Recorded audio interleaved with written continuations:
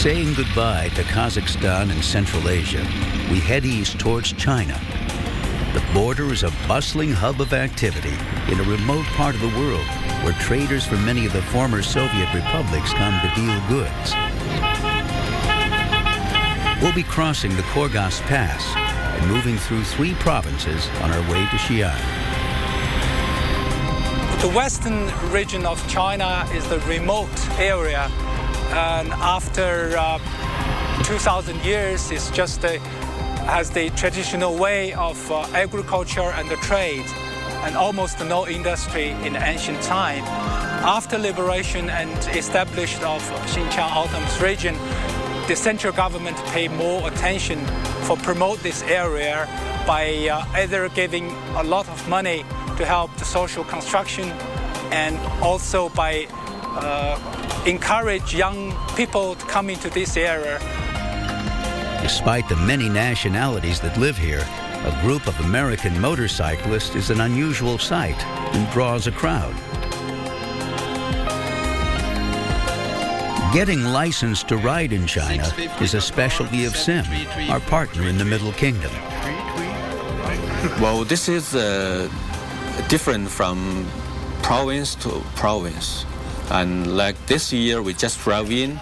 It's much easier because all the driver's license, vehicle's license, and vehicle plate we have done before and get everything ready. GSPD. It's great to be back in China. It's totally different here in some ways than where I was in the East, but it's really exciting. And this time I get to keep this fancy license plate. With a little help from our new friends, the bikes are licensed and ready to go. Leaving the town of Jingge, we head out for the first day of riding in western China. Our destination is Urumqi, about 250 miles away over a variety of roads.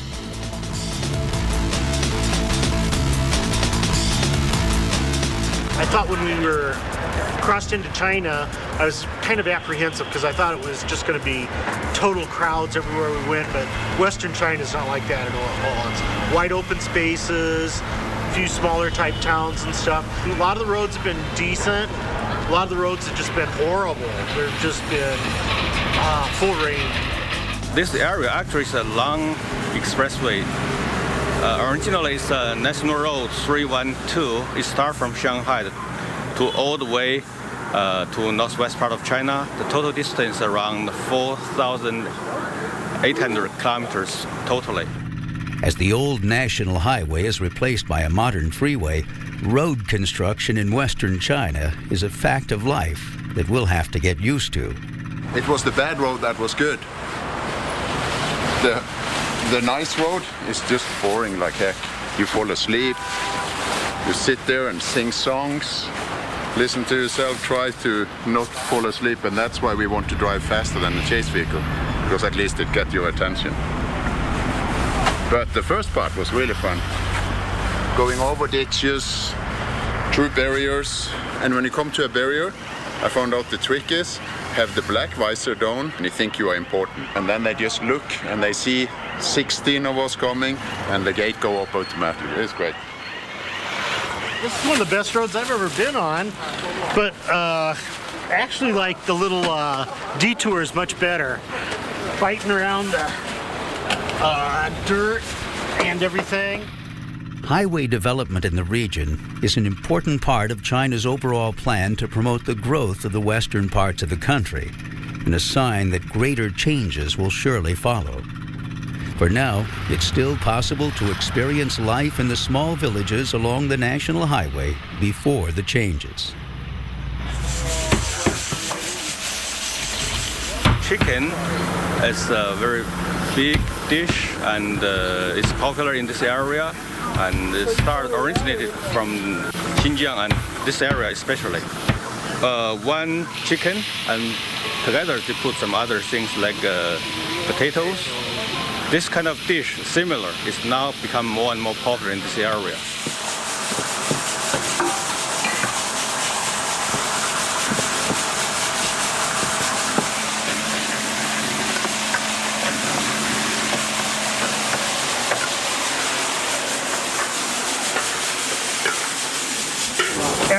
lunchtime when Rick was pulling all the chicken legs and the chicken beaks out of the food. That was kind of exciting.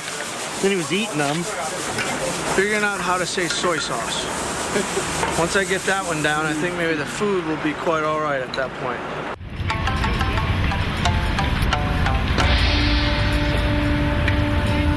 I just looked at the trip odometer, and we've done about 8,100 kilometers now since Istanbul, so right around 5,000 miles. So we're moving. With the development of the region occurring at a rapid pace, the population of the Xinjiang Autonomous Region has risen to more than 20 million, including many different ethnic minorities. Urumqi is the capital of the province and the world's most inland city. Since Urumqi is located in the center of the Eurasia, it has the typical dry continental climate with a long summer and a long winter, but short spring and autumn. In this area, there's a rich production of fruits like apricot in May, and then apples, peaches, pears, and the melons, and the grapes in autumn. And here is the international market, but it keeps tradition from the ancient Silk Road. And here is the market and the biggest bazaar in the city. And all the people will come in here during the day or the weekend to buy things, and which include the local handicrafts like Uyghur hat and a knife and a Uyghur instrument, carpets, food, etc. I thought everyone living in China were Chinese. Not so. You take the northwest Xinjiang province up there, it covers 1/6 of the entire area. Islam is their faith, and they have retained their own distinctive dress and culture and dance and their way of living. Well, right now it's kind of interesting because all of a sudden, maybe it's because we crossed our last border, but it's like, oh, this trip will actually end. We don't have that much further to go, so I haven't counted up, but there aren't that many more riding days. We still have a lot of distance to cover and a lot of things to see, but I'll be home in 3 weeks. So all of a sudden, this trip that was just going and going and going, it might actually end.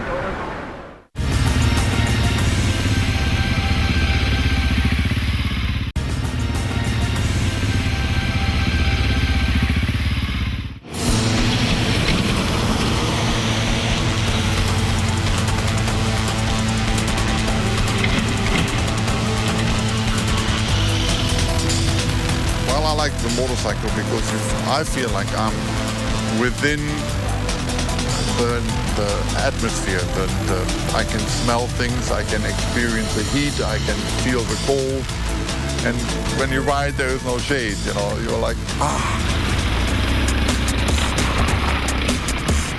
The most useful skill that I had, it was having a number of years on dirt bikes, and I've certainly put them to the test on this trip here, so. I think the biggest thing is to tell myself to try to ride my own ride. I tend to stay in back where I can avoid the testosterone, what's left, the testosterone urge to get in there with the guys and maybe ride over my head. So I try to be patient and stay within what I think are my limits.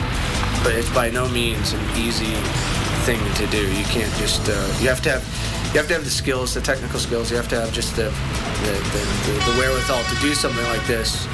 But you also have to have the mental aspect to just endure, you know? It's like you just deal with stuff.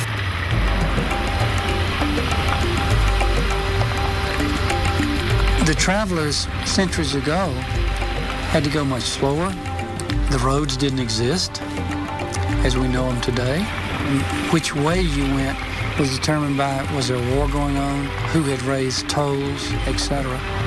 When one tries to compare what happened on the Silk Road 500 years ago, 800 years ago, 1,000 years ago, the travel on the Silk Road then compared to what we've done, I think it's quite a contrast. Our journey is much quicker, even though it was almost 2 months. Our journey has a support van. We have water in the support van, and we have water on our motorcycle. The dangers are different. Yeah, we're not going to lose our water and die of dehydration out in the desert. Warriors and bandits aren't going to show up and steal our camels, but a flat tire or getting sent off the road by a large truck, same thing. You need to get to the caravanserai or you need to get to your hotel at night.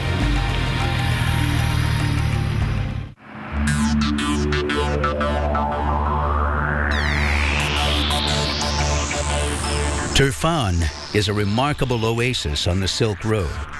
Lying 154 meters below sea level, it is the lowest spot in China and the second lowest depression in the world. It's one of the major towns in Xinjiang that remains closest to traditional Uyghur culture. It was an important staging post on the Silk Road and was the center of Buddhism before being converted to Islam in the 8th century. It's also the hottest spot in China, with temperatures regularly exceeding 100 degrees Fahrenheit. And it was like 108 degrees Fahrenheit or 42 degrees Celsius in the shade. And when you ride, there is no shade, you're like, ah. Many of the smaller streets in Turfan are covered by grapevine trellises, which provide shade from the heat. I think it's incredible. It's awesome. Blazingly hot. I mean, like you read about. I mean, these people under such extreme weather conditions laugh and smile more than any other people I know. Hello. Hello. Right there, buddy. Come on. Yeah, that's a man. Hello. Hello. Hello. How are you, buddy? Good. Hello. Hello. Melons.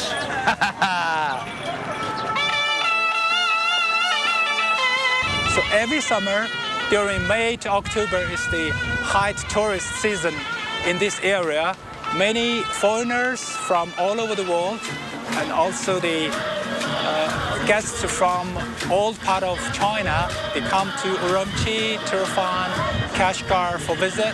The different minority nationalities and the different natural resource makes the tourism one of the best part in China.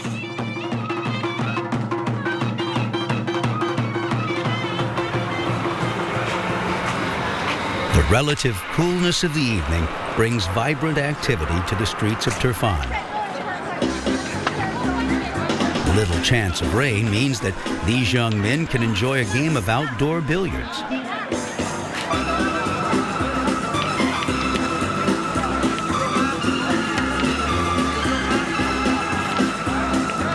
The city street market pulses with activity late into the evening, with vendors selling everything from kebabs to more unusual foods. The coolness from this fountain makes one forget about the heat and how bone dry the region really is.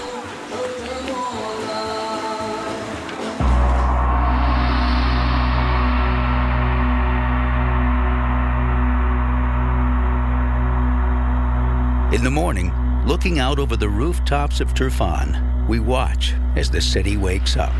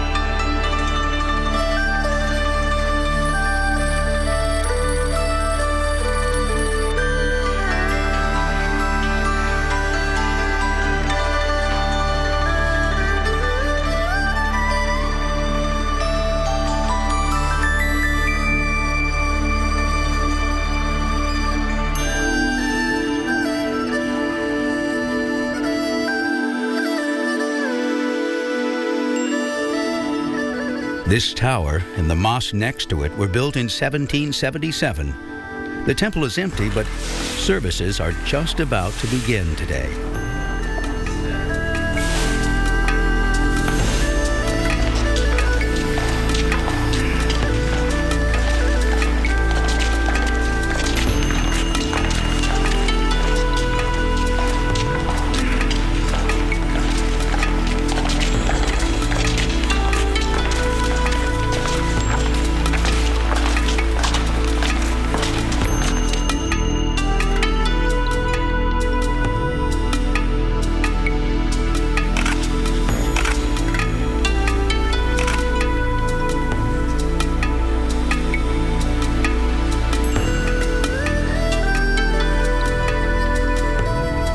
One of China's greatest public works projects are the irrigation canals surrounding the city. More than 3,000 kilometers of these channels bring water from the nearby mountains into the city for irrigation of the farmlands. Here, the channels are above ground, but they travel for many miles below the surface of the earth to reach this point, which reduces loss by evaporation. Known as the Kurez, more than 1,000 of these wells are located around Turfan, and they're unique to this part of China. Some of them were constructed more than 2,000 years ago by hand, without modern machinery or equipment. Grapes are the primary recipient of the water, and the crop for which Turfan is best known.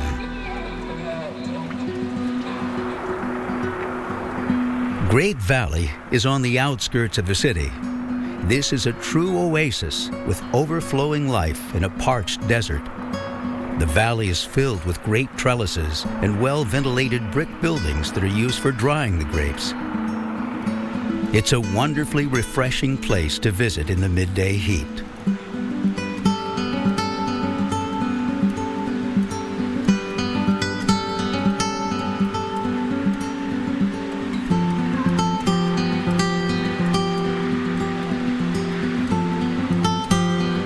Sweet raisins are a major export of Turfan.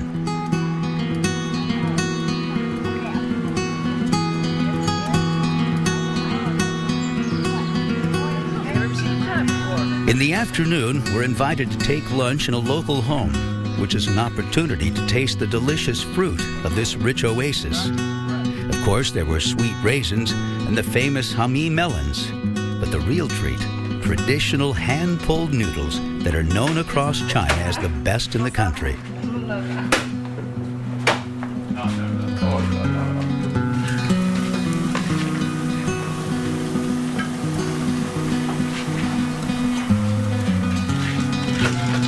Simple, delicious food in a beautiful setting with kind and generous hosts. It's moments like this that make a journey along the Silk Road so rewarding.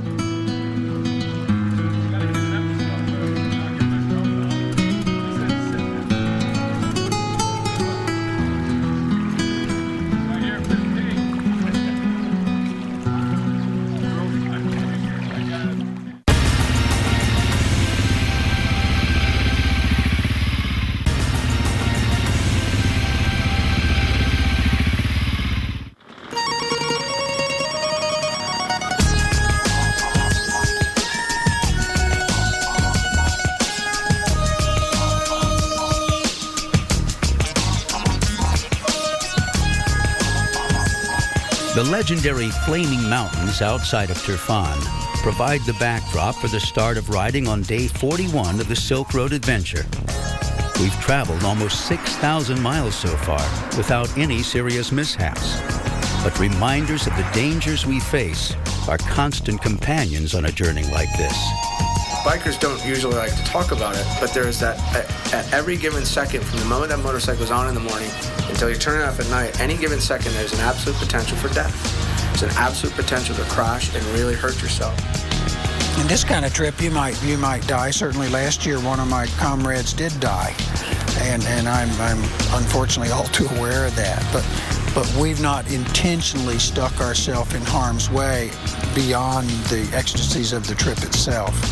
It's not like we've jumped out of an airplane with a chute packed by somebody we don't know, or gone over the falls in a barrel. It keeps your blood running and keeps you young, and you kind of cheat a little bit and get away with it, and it's kind of fun, you know. And as long as you don't overstep your boundaries, you go home upright that day. You know.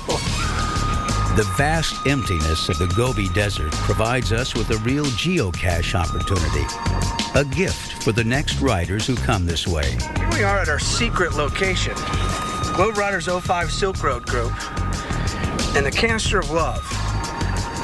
What are we doing, Chris? Starting a new tradition? Yes, we're going to start a GlobeRiders tradition right here on this very spot. We're going to mark it with a GPS waypoint, and in 2 years, when the next Silk Road tour comes through, they can dig it up and find the buried treasure. We got our GPS unit. Got the GPS. We're going to mark the exact coordinate. We're going to give it to the guys. The lucky person who finds it first. Boy, what a treasure. Gets the treasure. It is the treasure. And they have to bring it back, proof positive that they actually found it. So, here we go. And also, we'd like for them to carry the tradition on, so they're going to have to bury something also. They have to deposit something back in this canister for the next Silk Road tour to come along as well. So, we're going to keep it going. Yeah. All right. All right, Okay. Joe, let's go. dig. To the top. Noodles, you're doing a wonderful job. He's got the digging goggles on, too. Look into the camera. Digging goggles. The canister is being placed. And we dub this. Heavily. We dub it Pleasure Nipple. Pleasure Nipple. Mount Pleasure Nipple. The old Pleasure Nipple. All right, buried.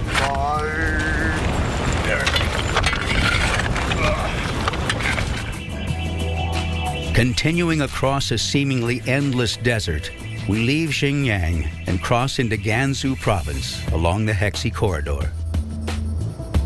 On both sides of this province, there are mountains. So that's the reason we call this corridor. The terrain just like a corridor. And before the caravan goes through the corridor and then stay overnight in these cities. We even call these cities bright stars or evening stars of this area. And this city gets prosperous because the location. And only along the Hexi corridor, there are some people living. And along the corridor, just a few cities like here, Dunhuang, and then Lanzhou.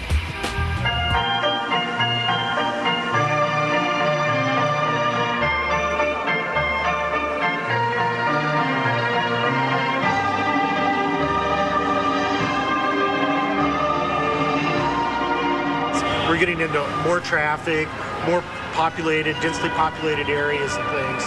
There's such an energy here.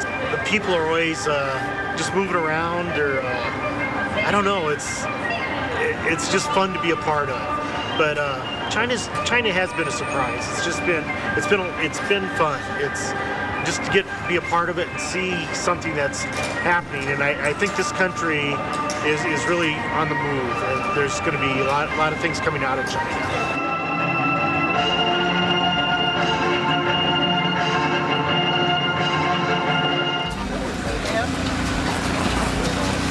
I'm ready to go. What's it like riding in Western China? I've enjoyed myself thoroughly.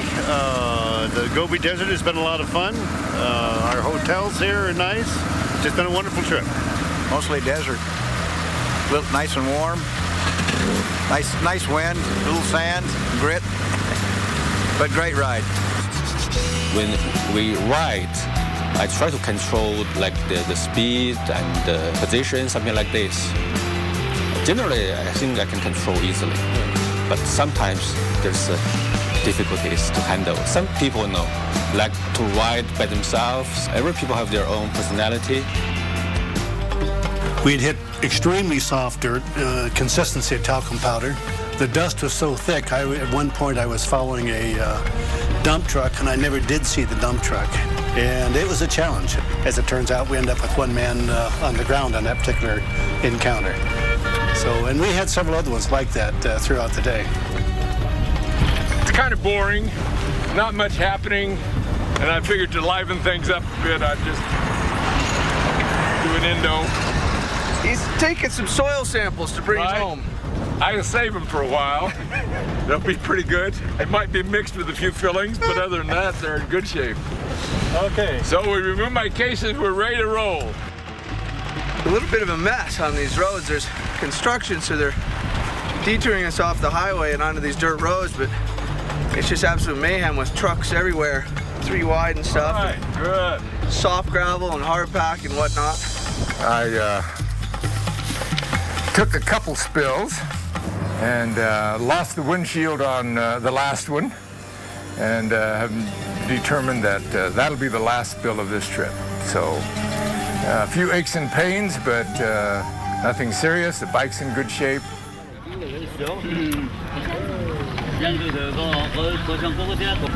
About Great Wall, it first was constructed in 2nd century BC, and after that, each dynasty rebuilt Great Wall. So the first dynasty, feudal dynasty, is Qin dynasty. They construct the first Great Wall. The total distance is 5,000 kilometers. And then the Han dynasty rebuilt Great Wall further north, even longer. For the first Great Wall, the total distance is 5,000 kilometers. And the Han Great Wall might be double this length and further north.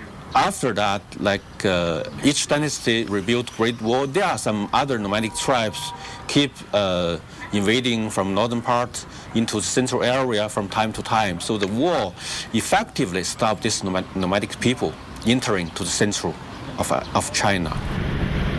Zheoan is a recently developed industrial city of iron and steel production located in the middle of the Hexi corridor.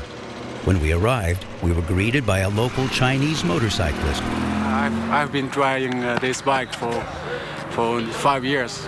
100 times falling down by this bike because I always go to no roads. So is China changing for the better? Do you think it's going to be good? You see, my friends, we're getting roughly 20% increase the salary or the income. Good. 20%. The average is 10%. Per year? Per year. Yeah. On the other side of the parking lot, John is using all of his communication skills to convince this young student to go for a ride. Yeah? This is a GlobeRiders cultural exchange. Don't try this at home, however.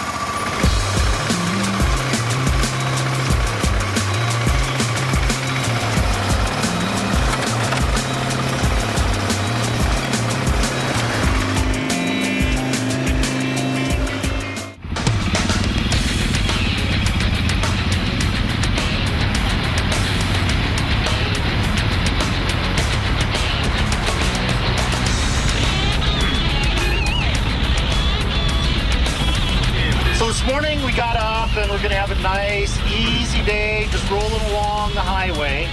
So it started out fine. We left town, nice roads and stuff. And then probably about 50 miles outside of town, we ran into this construction, and we probably passed about 5 kilometers of trucks just stopped. So we just passed and passed and passed. And we got up and there was a huge highway construction zone there, and it was just utter chaos. It was just, it's like ants around an anthill. It was just amazing. People driving in the desert, off the road, blocking traffic. It's so bad that you just look at it from afar and you say, forget it. Is there another way? But there is no other way. There's only one way to go, so you have to go through it. So we kind of threaded our way through and poked and probed a couple places, and we found a way to get around a lot of the stopped traffic and in between trucks and buses and tractors.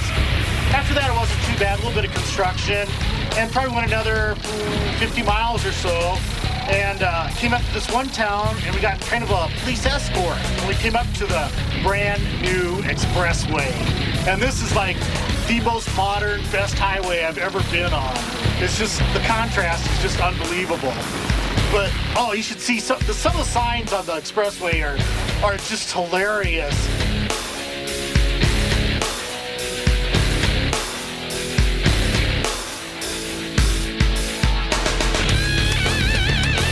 It's been relatively trouble-free till we got to the wall here, and then everybody goes, we got to do that. Hey, that's the Great Wall, but that's the Great Hole. So we stopped here for some photos, and some people are having lunch and everything, but gosh, motorbiking in China is a real adventure. I used to have 2 taillights. Now I have 1.5. However, I think there's still a good connection here, and there's still a good connection here, so we'll try it. You know, Roger, yeah, I think if you put a new bulb in there, you'll be good to go. This bike may be made by Honda by the time I get home. We're doing a lot of substituting.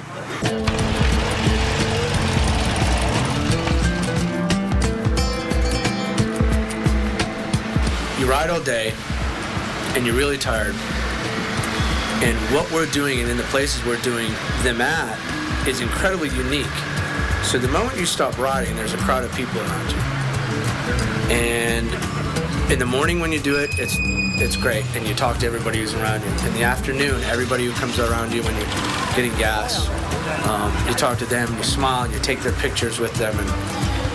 But at the end of the day, and if it's been a really hard day riding and you park your bike at the hotel, and all you want to do is get your bag out of your pannier, get your bike covered up, turn it off, get in that hotel room, get your off, and like just take a shower. And here these people are. They didn't realize, they have no idea how difficult of a day it was and what you've endured that day. You're just to them like this amazing, incredible thing that they've never seen. That's one of the more difficult things for me, because I find myself, you know, on certain days just, you know what, I can't explain what the GPS unit is today. I just want a shower.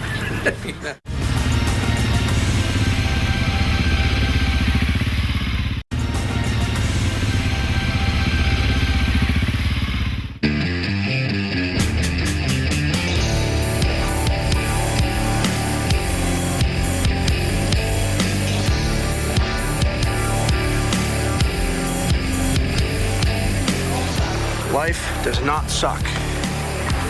Got a motorcycle. Got some all right people to ride with. Life is good. And now we ride. It's a beautiful day here in China. 9,000 feet. About time we elevate this show. I'm gonna give it a shot.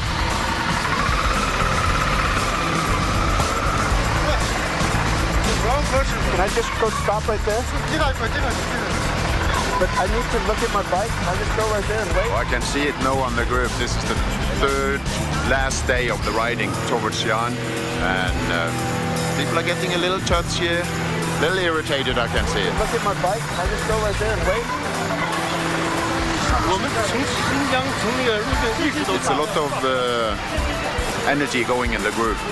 We got off the highway. I think that was good for everybody because we got to work, we got to fight the dust and get the attention on the road and just getting forward. It's like, it's not over yet, but some people have cabin fever. This is definitely not easy riding today, and we've been doing this for about 90 minutes now. But this is kind of one of those yin-yang experiences here. You know, it's hard, and it's in some levels kind of dangerous. At any given moment, there's a potential for mishap. It could just be a minor mishap, or it could be something serious. But at the same time, it's really fun. It's really enjoyable.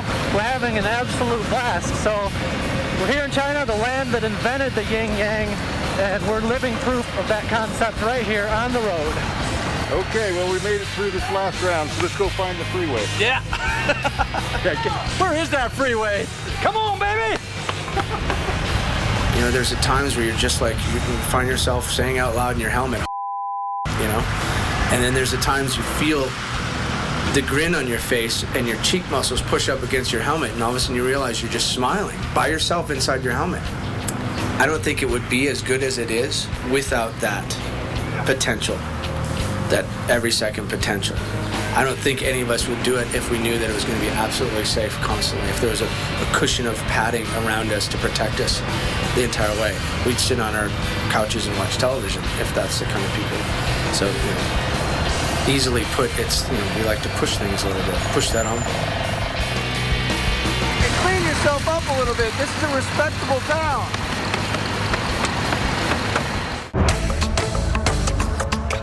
Lanzhou is a hazy, sprawling metropolis and the major industrial center along the Hexi Corridor.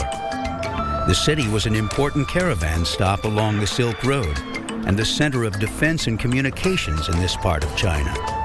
Langzhou is situated along the banks of the Yellow River in a narrow valley, which makes it an ideal trap for pollution and exhaust fumes.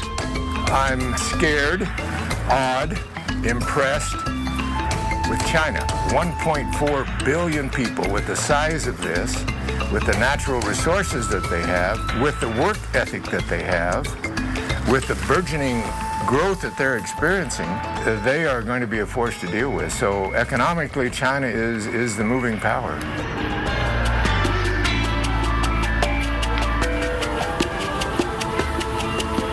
The Yellow River has always shaped the commerce and culture of Gansu's provincial capital. The sheepskin raft has been in use since ancient times as a way of ferrying goods and people across the mighty river. Today, it's mostly visitors who use the service of the ferrymen. The rafts are made out of wood and treated sheepskins. The skins are tied into bags with openings in the legs through which air is blown to inflate them.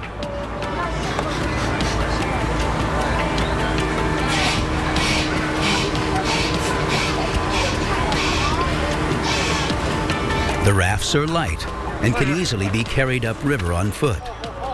Today, motor-driven boats bring the returning ferryman back upstream. The river is fast and powerful, with strong waves and currents, and a journey on the ancient sheepskin raft is unlikely to be soon forgotten.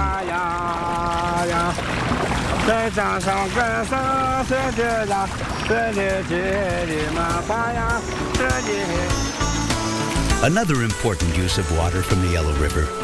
Peasants up and down the river imitated the ingenious construction of Langzhou's water wheels that were used as a natural energy source to irrigate the farmlands.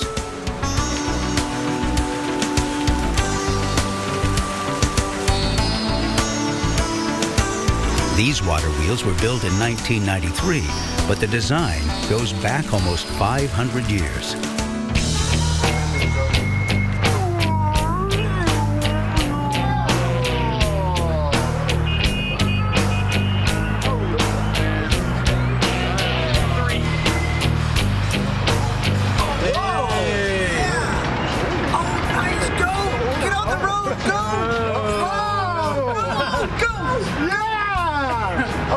So here it say, for a good time, please call to room 2214, Rick. The famous paper airplane toss. That was awesome. Helgi took about 10 minutes and folded up a paper airplane in just the right way. We sat there and watched him toss it out the window, and it did about 10 revolutions in front of us, then dropped down a story and did another 10, and then we lost sight of it.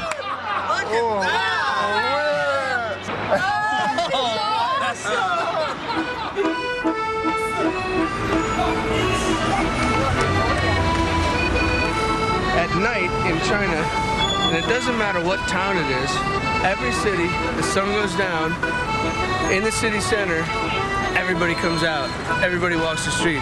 There's food being cooked, there's stuff being sold, there's people hanging out eating noodles, people drinking. It's a street night culture that's just unbelievable.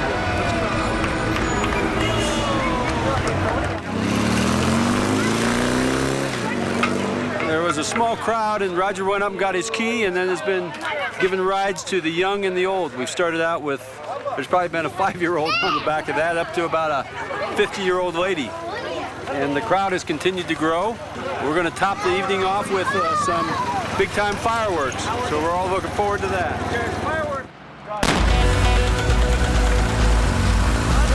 A great trip on the Xi'an. Maybe hot, 104 yesterday there. Bring it on. We're ready to go. I'm ready for it.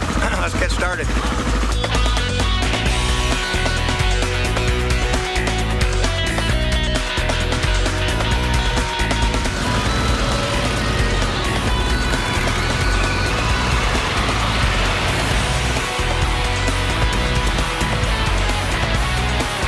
Xi'an, we made it, and I'm so happy. I almost want to just jump into here and celebrate. It's been a great ride, a wonderful ride. We're gonna go have a cold beer and celebrate. Winding down here, it's like the end of the road, so kind of sad in that way, but feeling good that we made it and everybody's here safe and sound. Absolutely amazing. I don't know how those people did it 2,000 years ago and traveled across the desert and up the mountain passes. It's hard enough on a motorcycle, let alone camel and horses. Now the day sucks. This is Xi'an, a city of 6 million people and one of the most important cities in Chinese history. In ages past, it was the imperial capital and the largest city in the world. Today, Xi'an is the capital of Shaanxi province and the largest and most developed city in this part of China. One of the great attractions here is the 2,000-year-old army of terracotta warriors. They were discovered in 1974 when local farmers in search of water drilled a well and uncovered pottery fragments. Arranged in battle formation, over 6,000 individually carved soldiers equipped with horses and weapons have been unearthed from this site, making it one of the greatest archaeological finds of all times. During the Western Han Dynasty, Xi'an was the starting point for the Silk Road. Today, it's the end of our adventure, a journey that began 53 days ago in Istanbul. With home on the horizon and 8,000 miles behind us, each one of us is free to remember and relive the incredible story of the ancient and modern Silk Road. I think if one takes the journey on the Silk Road, one, in a real sense, gets an education. Every day has been an adventure, something different. The people have just been absolutely wonderful. It's made me more aware that we are one world.